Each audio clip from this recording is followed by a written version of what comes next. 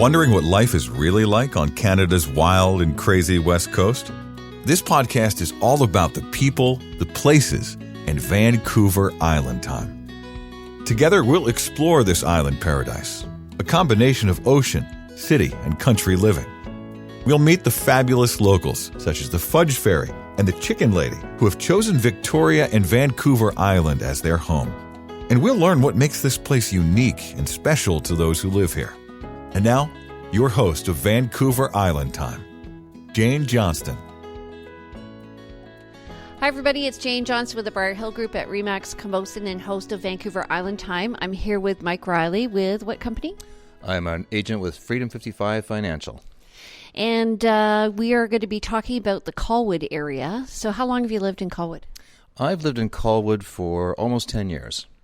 I first moved there after my wife and I got married, and she already owned the house, and it just kind of made sense for me to move in too. Where did you move from? I was living in Shawnigan. And so did you grow up in Shawnigan? No, I grew up in Southern Ontario. I grew up in Kitchener, and I've lived in Kitchener and Hamilton and Kelowna and Winnipeg. And what made you move to the island? I was working in Winnipeg, and my first wife, who was a Victoria girl, had gotten tired of living in Winnipeg, and she decided that we were all moving back.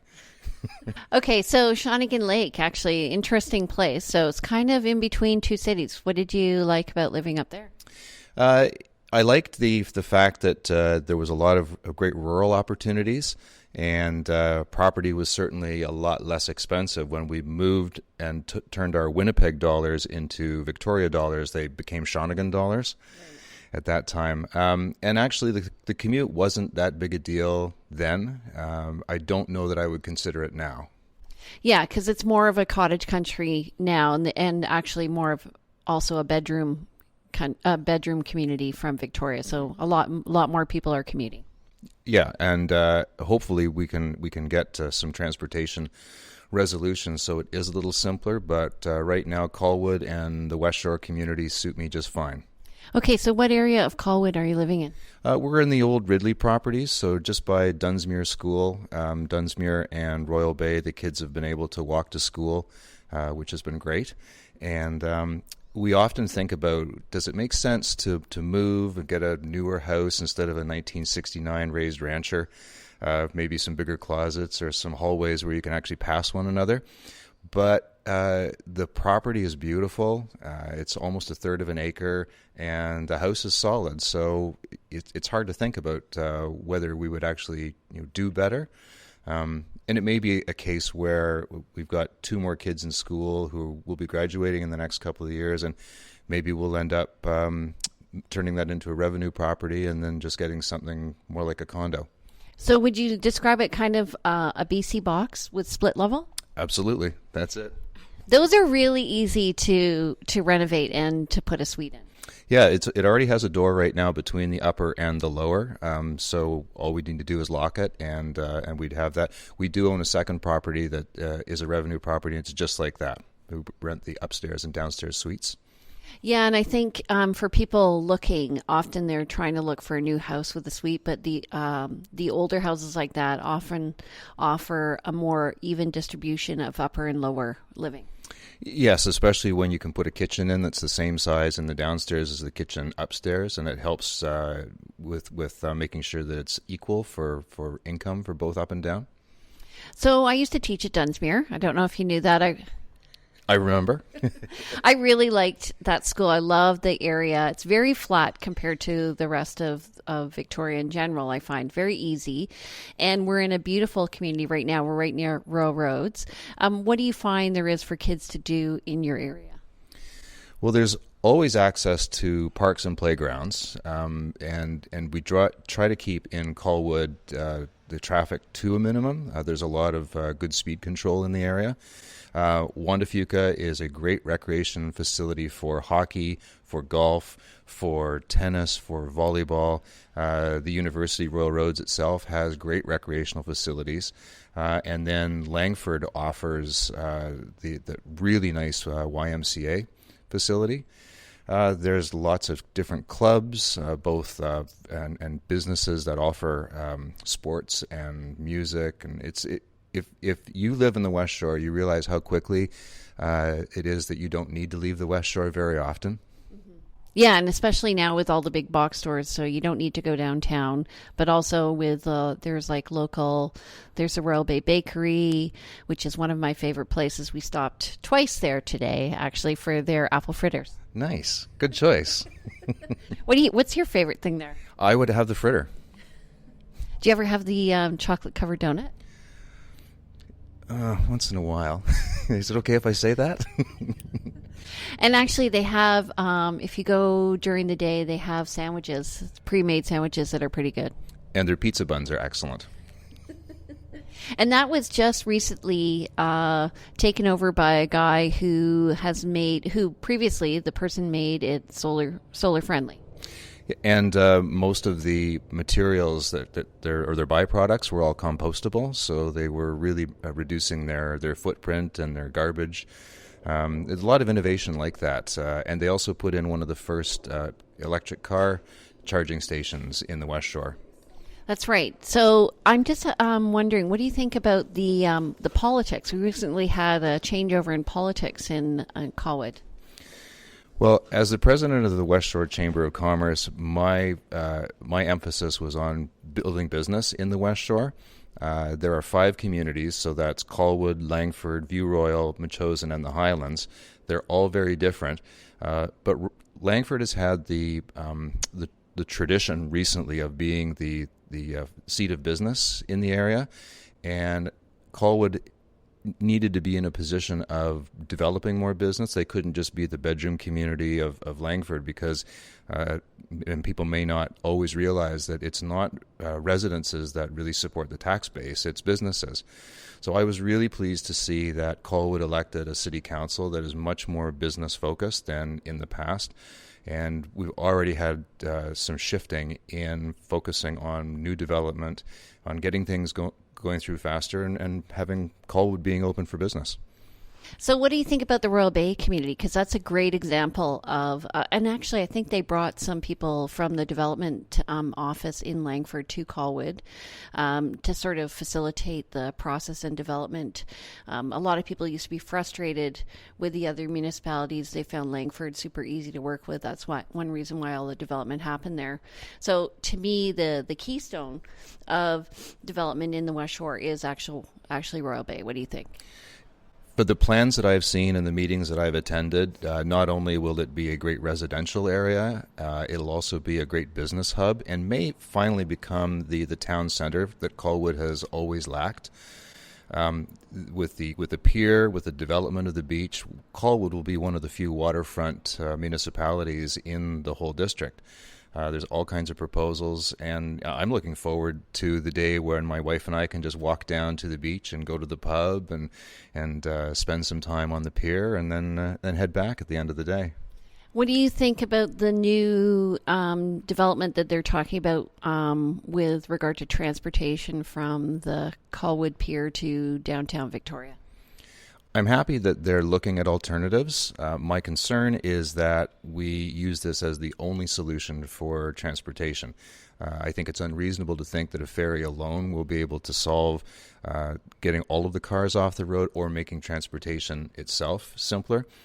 This has to be part of a multi-faceted approach to motor vehicle transportation, to light rail, to the ferry, and anything else. I think innovation is. We have some some friends. Anyone who's come to Royal Roads knows that the peacocks are a great feature here. Apparently, they sometimes land up on the roof. They do, and they're very friendly. Okay, so I agree with you, and I think all 13 municipalities in Greater Victoria have their heads in the sands regarding development. I'm glad that I think the provincial government is heading a task force on looking at all of that. Do you think that there'll be amalgamation in the future? As long as the CRD plays a significant role in the politics, I don't think so. One of the things that Westshore does really well is an example of how the 5 communities do coordinate a lot of services. In many cases, people would be agnostic as to where one municipality ended and another one began, as far as who picks up your garbage or who cleans your streets, or even what recreational opportunities there are for you.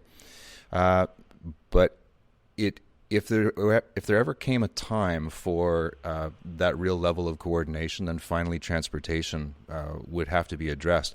And I will say, it used to be that the whole resistance from Victoria and Oak Bay was that the transportation problem was only a Westshore problem for people from Westshore coming into the downtown.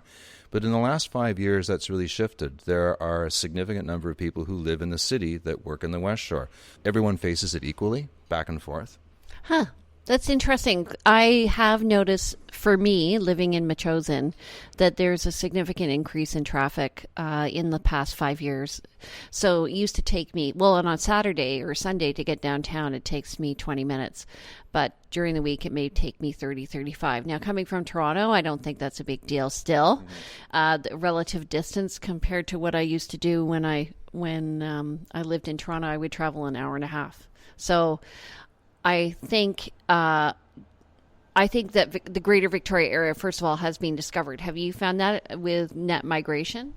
Well, you just see the building going up all the time. If you don't go into an area of town for a couple of months, the next time you're in, you're shocked by the new buildings that have gone up, the number of high-rises that have been built. This is an area, despite what people say about the cost of living here, people continue to move here.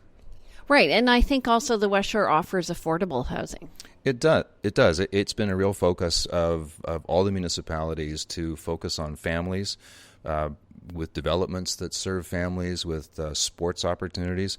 When Stu Young decided to focus on bringing sports teams and committing in Langford, that really drove it being a destination place for families. And golf is also a big thing here. 3 terrific golf courses and one very good executive length course as well. I don't know what that means, but I'm sure you'll tell me. It means you can leave your driver at home. Okay, one last question about the Chamber of Commerce. How do people get involved in that? Well, we're always happy to have more people participate in the Chamber. We have almost 400 members now. It's a great opportunity for people who are starting a business, looking to grow their business, and even better to look at being part of business growth and development and advocacy. The Chamber of Commerce is a unique organization in that it does span 5 different municipalities. We have the opportunity to be the voice of business for multiple levels of government rather than just being a single individual with one vote. Right. And do you find, can you give me an example of where you've influenced decisions? We've been very active in the speculation tax in opposition to. So far, we haven't had a lot of success, but my hope is that the government will continue to look at alternatives to this, because at the end of the day, it doesn't really create affordable housing. So we're also active in transportation, being a voice at the government level as to what the needs are of businesses. And we also take a look at some things that are not necessarily related to business, but environmental and anything like that. Okay. All right. So to get in touch with the Chamber of Commerce, they would do what? You could go right online to Westshore Chamber and just put it into your Google. We have a Facebook page. Okay. And can they just go to a meeting without being a member? Absolutely. We love to have visitors come. You can be my personal guest anytime. Okay. All right. So we're going to be back now that we've had an introduction to Mike and the area. We're going to talk a bit about his own business, which is Freedom 55 Financial. I'm a financial advisor. I'm dual licensed in insurance and investments, and I focus on young families. Okay, so we're going to be right back and talk about that in just a moment. Take care and talk to you soon. Bye. Vancouver Island Time is brought to you by the Briar Hill Group at RE/MAX Camosun Victoria, where we bring local expertise and global presence to your property. Hi, everybody. It's Jane Johnson with the Briar Hill Group at Remax Camosun and host of Vancouver Island Time. And I'm here with Mike Reilly. And what business are you in? So I'm an advisor with Freedom 55 Financial. I'm dual licensed in insurance and investments, and I focus on specializing with working with young families. I developed a program I call Gaining Altitude that helps young families. So that's someone who's just gotten married, just bought a house, just had a child. Maybe you're in your first career job, and you're carrying maybe the biggest debt you have. How you can maximize that, and then also how you protect yourself against the risks that you're going to face. I help you put together something that we call your own financial flight plan, which is designed to help you get to your destination and manage your fuel loads and face turbulence. Were you ever a pilot? No. Okay, just wondering. But it's a good metaphor. I've got my pilot socks on.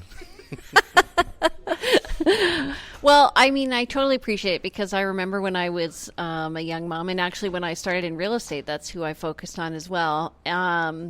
Those people are totally overwhelmed, don't you find? Absolutely. And one of the barriers that they have to working is that people often think, well, I've only got $25 or $50 I can spare. What's the point? And it's amazing what time can do to your money and starting good habits. So if I can sit down with a young couple and get them starting to commit to $25 a month to their future rather than just to another expense, very soon they start to build up something, and then that habit creates more habits, and it's really satisfying. So how do you meet these clients? I'm almost exclusively referral at this point. I've had enough great experiences with clients that they become advocates and say, we've had such a great experience and we're able to take vacations and we're not stressed out about what's going to happen. So they tell all their friends to sit down with me. And where are you working, like geographically? I have an office in Langford, and I also have a secondary office in the city area, so I'm pretty flexible as to where we can meet. But the other thing I do is I remember from when I had young children how difficult it was to set time aside. So on Tuesday and Wednesday evenings, I actually have 5 o'clock and 7 o'clock meetings that I'll come to your house. Doctors don't do house calls anymore, but your financial flight planner does. Well, I've been following you on Instagram. What's your Instagram handle? It's Altitude Financial. Okay, well, that makes sense now that I know why you've named it. But I'm noticing not lots of little tips that you're providing people. What do you think now? So aside from putting a little money away, what about young families with insurance? Well, the goal of insurance is to be there when something goes wrong. We insure our homes, we insure our cars, we insure some of the stuff that we have. But what I focus on is ensuring your ability to earn income. So life insurance for young families is there if they die too soon. So mom or dad does not come home and all of a sudden that income that the family relied on to pay the mortgage and put food on the table and have education savings is gone. So we set that aside. And then I also focus on something that may be even more likely, and that's the diagnosis of a critical illness. So if 1 in 3 people are going to develop cancer, if you have a family of 3 people, the statistics would bear out that somebody is going to be off work for a period of time, whether it's dad, mom, or one of the children. What age is sort of optimal for getting that insurance? The younger, the better. Insurance is one of those things that the sooner you get it, the less expensive it is. If you wait, you may become uninsurable. The great thing about critical illness and why it's a no-brainer for most people who learn about it is that it has a return of premium on it. So if you do not claim on your critical illness, you get all the money back again. So I focus on that just being another part of their savings plan. For children, if they don't claim on it, you get the money back at age 25. So that can be either money that mom and dad use, or it can help towards education. But what critical illness on a child does is it helps protect any RESPs, so education savings, from cannibalizing when a child develops leukemia, for example. Mm-hmm. So it's the alternative to a GoFundMe campaign. Right. And I find, too, like the decision to insure when you're younger really does pay off. Because when you get to my age where you realize your mortality, I'm over 50, that you start to think, okay, well, you're on the second half of your life, and I still have teenage kids, so I kind of wonder the premiums would be a lot higher. Well, they will be. That's just the way the math works out. So the sooner the better. There are always alternatives, but the biggest issue that I will help people face or understand is that you may not be able to get insurance. Because as soon as you have a cancer diagnosis, you can no longer get life insurance, at least underwritten life insurance. Oh, I didn't know that. Okay. And what about insurance regarding, like, when people buy houses, there's two types of insurance. One is mortgage insurance and the other is life insurance. Which do you recommend? Well, I would recommend sitting down with an advisor to make sure that you take a look at your overall insurance needs.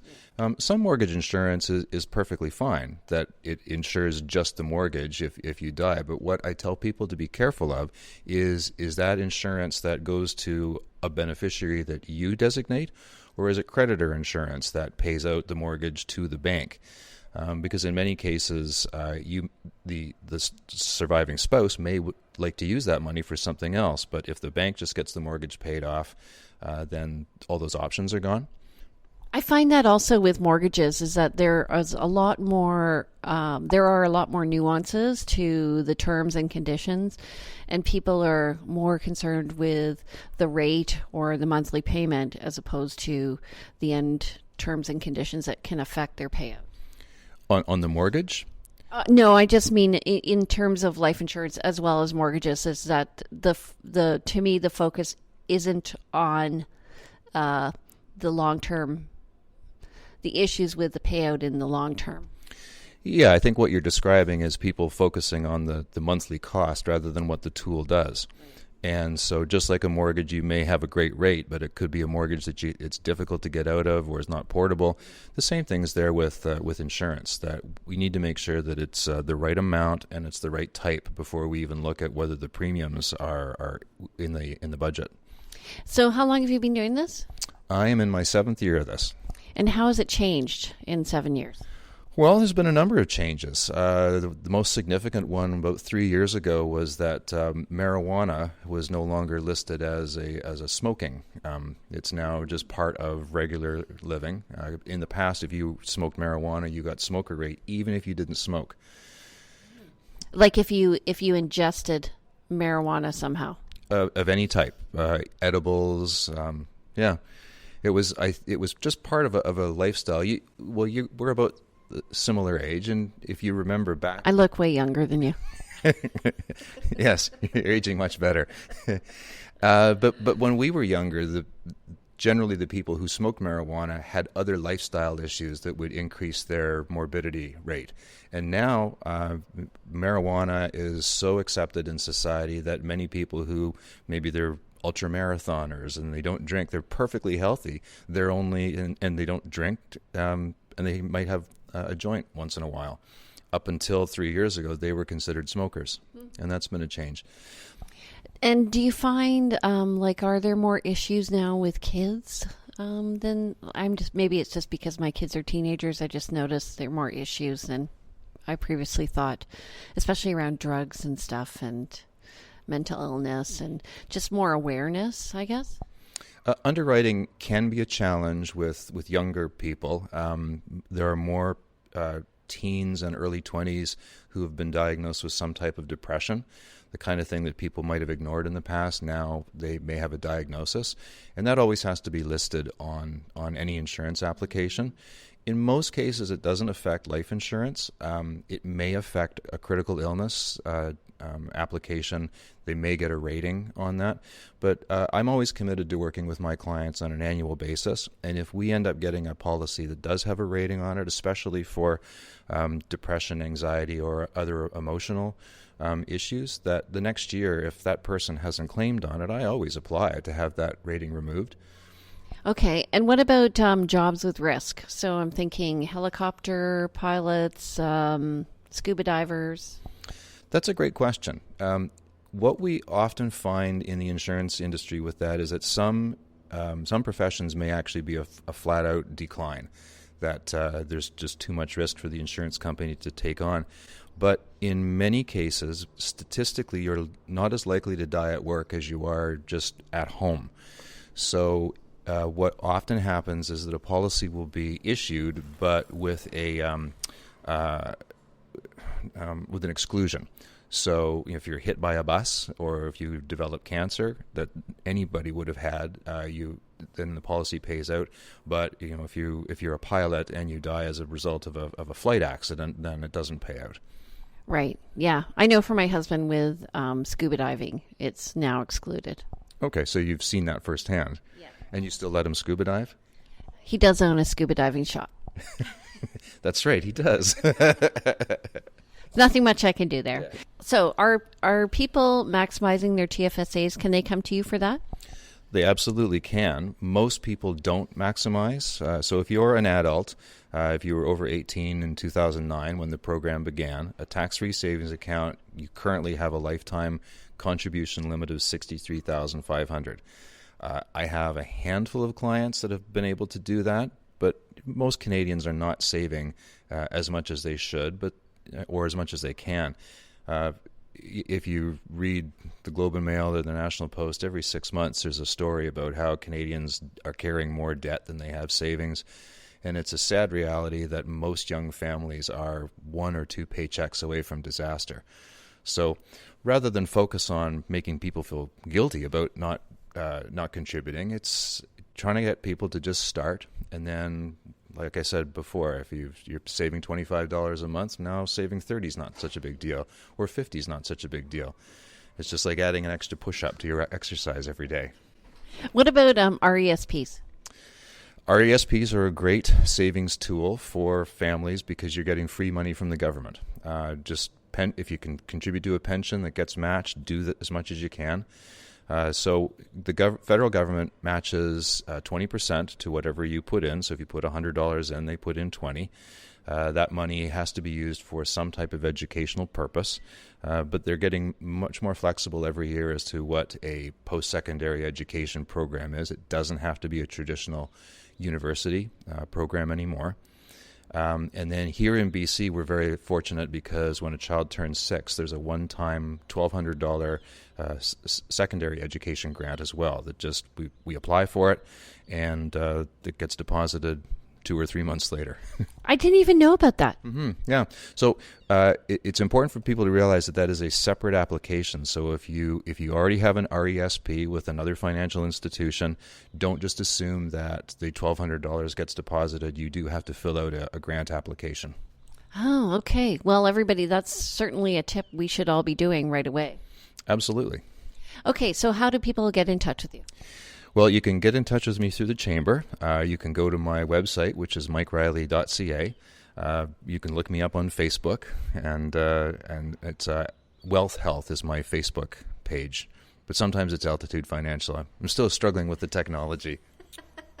And so your handle for Instagram? Altitude Financial. Okay, and Reilly is spelled? REILLY. Okay. So if you're interested and also calling you directly? Absolutely. I always have my cell phone on, and it's 250-516-5758. Okay. So if you're interested in knowing more about your life insurance and what other kinds of insurance? Critical illness, disability, and then all of your savings and investment tools. Okay, contact Mike. If you're more interested in the Colwood area, contact me. I'm Jane Johnston with the Briar Hill Group at Remax Camosun. Take care and see you soon. Welcome to the neighborhood. We hope you have had some insight into West Coast living. If you know of someone or someplace that should be highlighted in our podcast, we love to hear from you. Please go to VancouverIslandTime.com and click on our Connect button. See you next week on Vancouver Island Time with Jane Johnston.